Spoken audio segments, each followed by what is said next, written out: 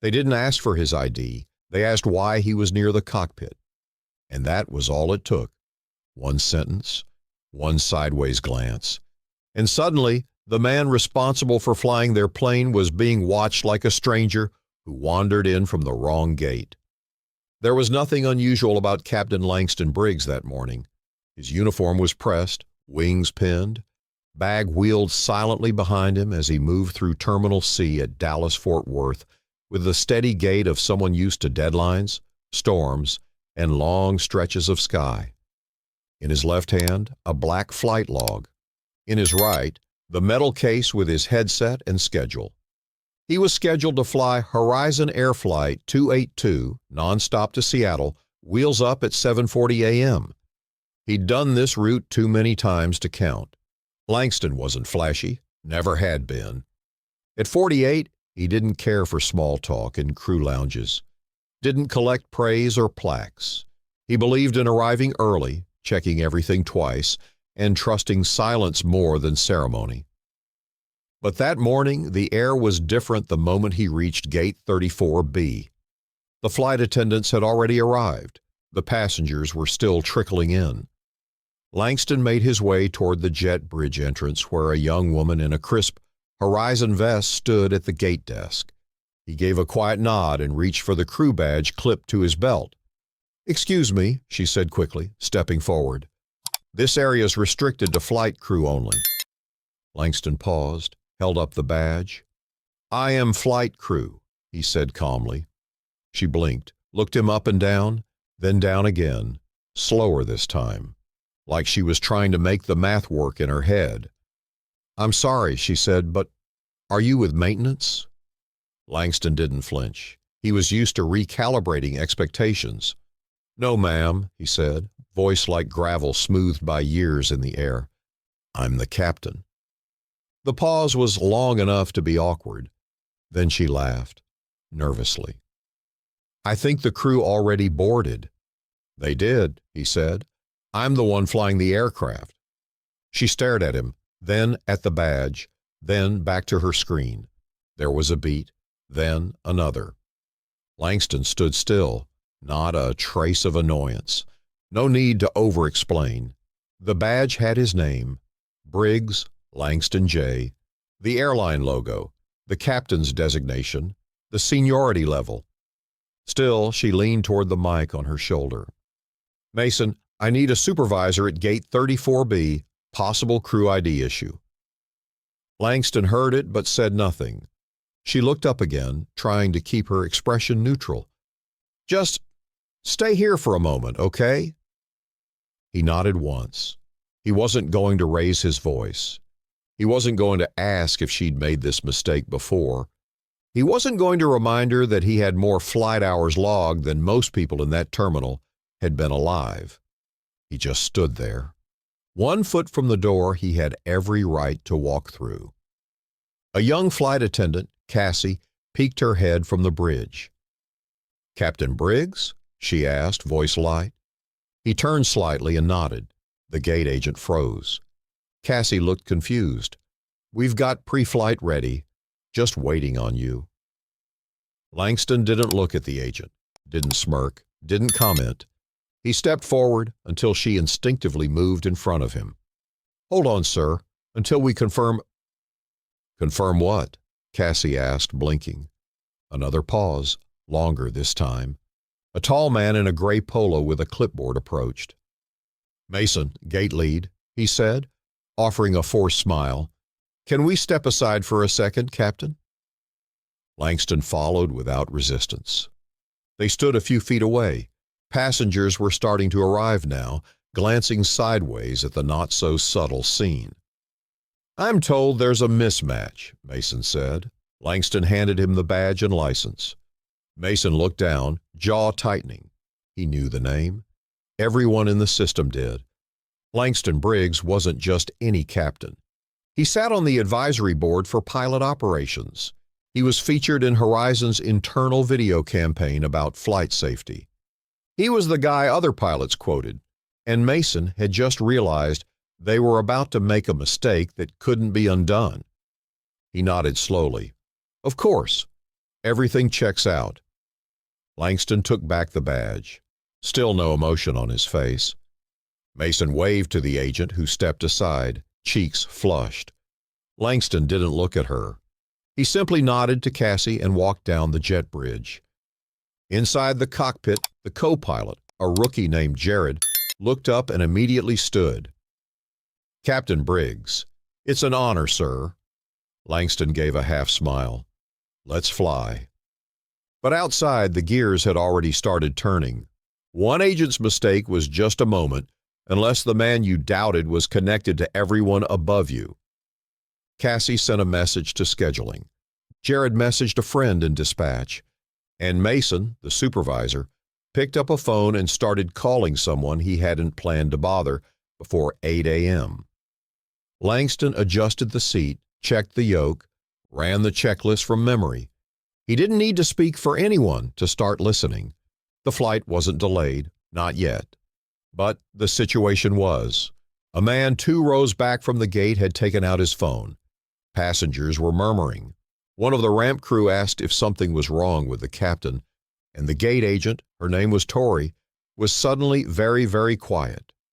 Because when you see a man walk toward a cockpit and assume he doesn't belong, what you're really saying is that your definition of pilot didn't include him. And Langston had been hearing that message, wordlessly, politely, sometimes with a smile, for decades. Only now, he had altitude and connections, and the calm that comes with knowing you've already outflown their expectations. Langston Briggs didn't always wear wings on his chest. Long before he commanded 737s and red-eye rotations, he stood behind a rusted fence near a dry grass strip in Killeen, Texas, watching crop dusters do lazy loops above fields of alfalfa. He was 11. The plane's engine sounded like a cough wrapped in thunder. But to him, it was freedom. He used to count how many seconds each plane took before liftoff. He'd go home and sketch the landing gear with a ballpoint pen on the backs of grocery receipts. His mother thought he'd outgrow it. His father knew better. James Briggs was a diesel mechanic with hands that never stopped smelling like grease and a quiet faith in things that made no sense to anyone else. "Let him dream loud," he used to say, "because life's going to try and whisper him out of it." Langston joined ROTC the first chance he got. He never missed a flight simulator session, never complained when he was passed over for advanced training while others got fast-tracked. When he finally earned his wings at 24, he didn't celebrate with champagne. He went back home, handed the certificate to his father, and said, "You were right." The military taught him how to fly, but life taught him how to land without making a sound. There were moments, dozens, when he was mistaken for ground crew, security, baggage handlers. Once, a commander in Germany asked if he was delivering something before Langston stepped into the cockpit and introduced himself as the squadron's new lead. But the looks didn't sting anymore. Not because they stopped, but because he learned how to make them irrelevant. He logged thousands of hours across 7 aircraft models. After 10 years of service, he left the Air Force, joined Horizon Air, and never looked back. He didn't chase captaincy. It found him. His reputation grew not because he talked the loudest, but because no one else could glide into a storm cell at 33,000 feet and make it look like sunrise. He was trusted, respected, but only by those who took the time to look beyond the assumptions. Back at Gate 34B, the whispers had shifted. Tori, the agent, kept tapping at her screen, pretending to scroll through protocol that didn't exist. Her fingers hovered, aimless. She'd seen the name now. Langston Briggs, captain, instructor, senior board liaison, and she just asked if he worked maintenance. Cassie returned to the galley with a narrowed gaze. Mason hung up the phone after speaking with regional dispatch. He didn't say what was discussed, but the look in his eyes said enough. They were in trouble. Not because of who Langston was, but because of what it meant that no one had recognized him. In the cockpit, Langston sat still. Jared, the co-pilot, didn't say much, just watched him, absorbing something no checklist could teach. A few feet behind them, the cabin crew whispered. Something had shifted. Because now it wasn't just about a delay, it was about perception. The incident hadn't gone public, but internally, it was already spreading. 2 flight attendants had quietly texted a supervisor. Another had flagged the Horizon Flight app with a crew access discrepancy note. It wasn't dramatic. It was quiet. But Langston had learned long ago, quiet things move fast when they're true. The flight was still on schedule. The ground crew had no idea what had happened. Passengers boarded slowly, filling seats with coffee cups and carry-ons. Tori avoided eye contact. She typed in notes she would later erase. Meanwhile, 30 stories up in a Horizon Air admin tower, a phone buzzed on the desk of Renee Chambers, director of flight operations. She sipped coffee, answered, listened for 12 seconds, then said just 2 words, "Handle it." She knew who Langston was.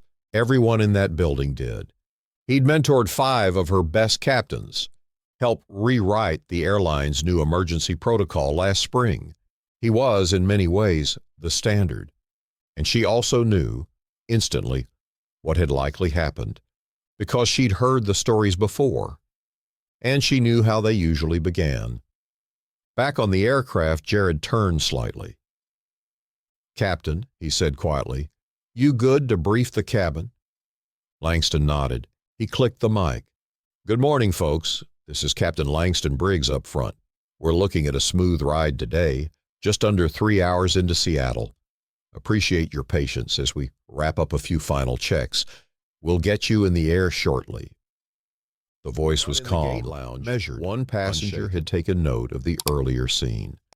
She'd been close enough to hear the hesitation at the door, close enough to hear the agent say, "Hold on, sir," like she was reading from a page that didn't exist. She opened her email, typed out a short note to Horizon Air's customer relations line. It didn't accuse. It just asked a question. "Was the captain treated differently this morning because he didn't look like your usual captain?" Meanwhile, Cassie approached the cockpit. "We're cleared for final prep, Captain," she said, then hesitated. "And for what it's worth, that shouldn't have happened out there." Langston didn't respond right away, just looked forward, then said, "It's not the first time." She nodded. "Still," he gave a short smile. "Thank you, Cassie. Let's fly the plane." But something deeper stirred beneath his calm. Not anger, not shame, something else. Memory. Not of this moment, but of one much earlier. Langston's hands gripped the controls the same way they had for 25 years, steady, not tense. Outside, the tarmac was calm.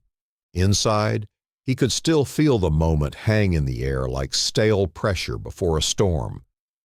But his mind wasn't here. It was 2006, somewhere over Kandahar. A dust storm had dropped visibility to near zero, and the air traffic tower had gone dark mid-transmission. Langston was flying blind, guiding a transport team carrying 3 wounded soldiers and 2 medics. And, in the co-pilot seat, a young lieutenant, white, nervous, not yet hardened by the skies. Langston had taken the controls and landed without sight, using only instinct, terrain recall, and pure calm. Afterward, the lieutenant didn't speak for 5 minutes, then finally muttered, "Sir, I didn't know we could do that." Langston had just smiled. "We could," he said. "You just didn't know who you were flying with." That was the story of his life, not being seen for what he lacked, but being missed for what he carried. Back in present time, the doors closed. Cassie gave the final nod from the cabin. Langston nodded to Jared. "Let's roll." The aircraft pushed back slowly. Engines hummed to life. Inside the terminal, passengers in line for the next flight murmured. 2 Horizon employees leaned toward each other at the counter, sharing what they'd just heard over the headset. Tori, the gate agent, stayed quiet. She stood at the desk pretending to reorganize paperwork, but her hands were shaking slightly. Because just before the cabin door closed, Mason had leaned over and whispered, "You know who that was, right?" She didn't. Not at the time. Not when she questioned his badge. Not when she called for backup. But now she did. Now she knew that Langston Briggs had been featured in the airline's last internal safety summit, that he was a founding member of the Horizon Equity Flight Initiative, that he'd trained over 300 pilots and advocated for more diverse recruitment efforts that directly led to her job even existing. Now she knew she hadn't just questioned a man, she'd questioned a symbol, and symbols have long shadows. Up in the air, Flight 282 climbed steadily. Langston guided the plane with ease, speaking softly into the comms, checking data, correcting drift before it could happen. Jared stole a glance every few minutes. He'd only flown with Langston once before, during his evaluation flight last year. At the time, Langston had barely spoken a word during the landing, then offered just one note. "Always land the way you want to be remembered." Back in the cabin, a woman in seat 3C tapped a message into her phone.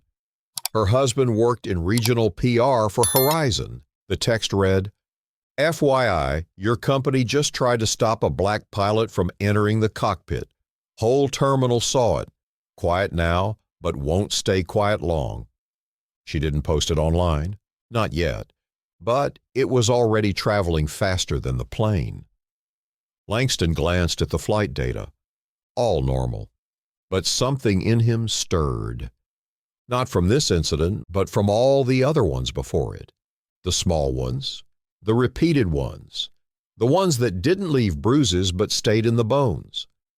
Langston was 27 the first time someone asked him, seriously, if he was shadowing the real pilot. He was 32 when a passenger refused to believe he was in command and asked to speak to the actual captain. He was 39 when he sat on a panel about aviation leadership and was introduced as an inspiring example, not a peer, not a leader, just an example. And he was 48 when a gate agent called security before asking a question. But Langston never logged these in bitterness. He logged them like weather conditions, patterns, forecasts, warnings. Because if you let the sky define your path, you'll always fly lower than you were built for. Cassie stepped into the cockpit mid-flight with 2 cups of black coffee. "Thought you might need this," she said, handing him one. Langston nodded, took it, and quietly said, "Thank you." Jared leaned slightly toward her. "Has he always been this quiet?" Cassie smiled. "Yeah, but don't mistake that for passive." They both turned back. Langston didn't hear them, or maybe he did, but either way, he didn't respond. He was flying the plane, and more than that, he was flying above the moment. Below, the system was moving. Dispatch sent a memo. Renee Chambers made a call to HR. A flag was added to the gate log. Escalated protocol incident. Crew credentials questioned without cause. By the time Flight 282 landed, a meeting was already on the calendar. Not a disciplinary one, not yet, but a culture review. Because Langston hadn't filed a complaint. He hadn't called anyone. He hadn't made a scene. But someone did. The rookie pilot, the lead flight attendant, 2 passengers, 3 emails, 1 internal message thread. That's how change moves now. Not always from shouting, sometimes from silence that people can't stop talking about. Seattle looked silver from the sky, clouds low, mist curling around the skyline like it was hiding from the day. Langston guided Flight 282 through its descent like he had 100 times before. No bumps, no hesitation, no delay. When the wheels touched down at SeaTac, no one clapped. They never do on morning flights. But Langston didn't need noise. He just needed the landing to speak for him. He taxied to Gate 14. Engines powered down. Cassie leaned in and said softly, "Nice flying, Captain." Langston gave the faintest nod. Behind him, Jared was already typing a note in his tablet. Not just flight notes, a memo. About what happened at the gate. About what he saw. Not just the mistake, but the way Langston didn't react. Because that was what shook him more than the error. The silence. He realized that power wasn't always about being the loudest person in the room. Sometimes power looked like a man holding back what he had every right to release. Langston stood slowly, picked up his headset case, straightened his collar in the reflection of the cockpit glass. His face looked calm, but inside a storm had passed. Not a violent one, a familiar one. Cassie asked, "Want me to escort you off?" Langston shook his head. "I'm good." He stepped into the jet bridge. Cool air, dim lights. He walked past a ground crew supervisor already waiting with a clipboard. The man stiffened, offered a hesitant, "Captain Briggs, sir." Langston nodded, didn't stop. At baggage claim, he didn't wait for his suitcase. He only carried what he needed. A black garment bag, a single duffel, and the knowledge that once again he had made it through turbulence that had nothing to do with altitude.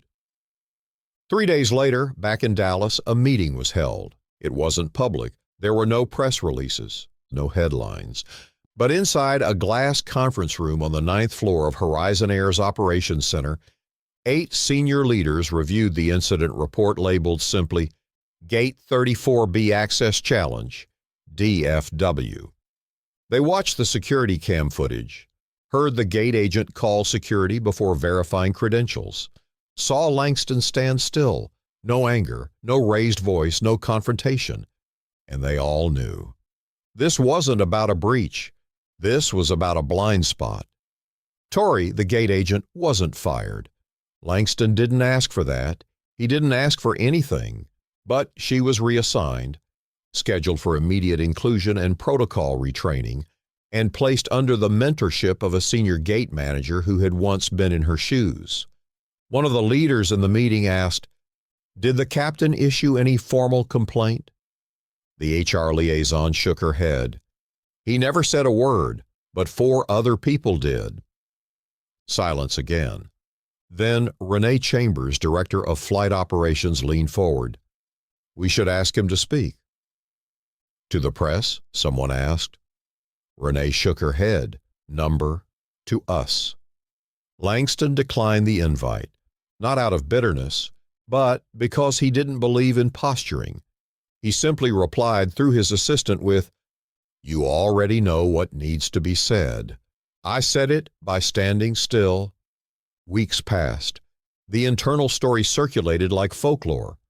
New hires heard about the Briggs moment. Flight attendants whispered it in break rooms. A new HR slide was added. Evaluate credentials, not assumptions. A quiet change, but a lasting one. Meanwhile, Langston flew 2 more routes and then took a 4-day break. Back to Texas. Home.